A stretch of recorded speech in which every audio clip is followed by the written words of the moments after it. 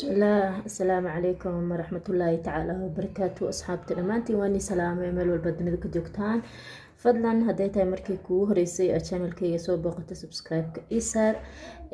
إن شاء الله فيديو غنسي شاقري فيديو غن هو فيديو حساسي هو فيديو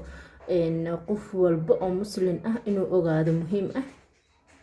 because waa video loo baahan yahay inay shacabka Soomaalida siiba Soomaalideena inay ogaadaan waayo waa video muhiim marka insha Allah si sheegare videogan wuxuu ku saabsan yahay geedkan lagu daro xalwada oo jooska la dhahayo af Ingiriisna nutmeg laha nutmeg ama joosku waxa la sheegay inuu yahay xaraan waxa la dhahay waa sida qamriga camal subhanallah yaa naga xalwa cun badan yaa sagaashan ka xalwa leen cunaa soo maaha kabaran waxa cunayna oo xalwada lagu daro waa qamri hadii lagu dhahay maxaa ka sameeyo waxa ka qaban kartaa waa ina iska daysaa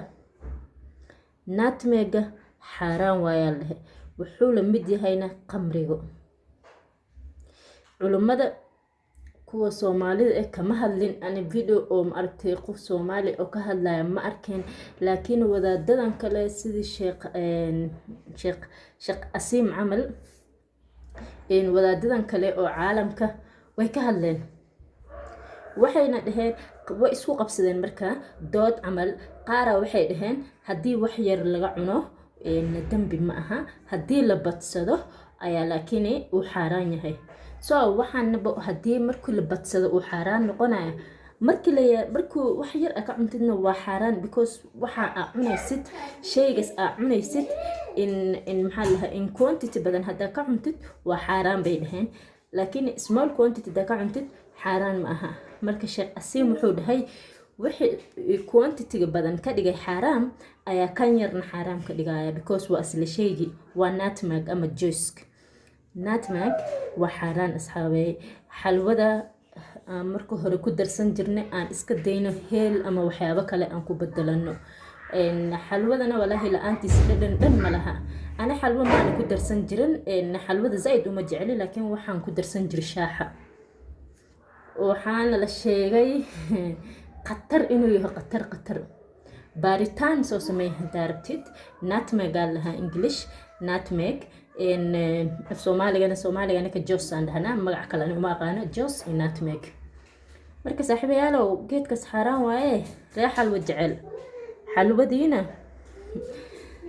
sayel leedeen idinka inii taala mugooheel ku darsada iyo qorfo laakiin geedkaas xaraan waaye walaalada kale la sii sheegay dadka aan waxba ka ogeyn la sii sheegay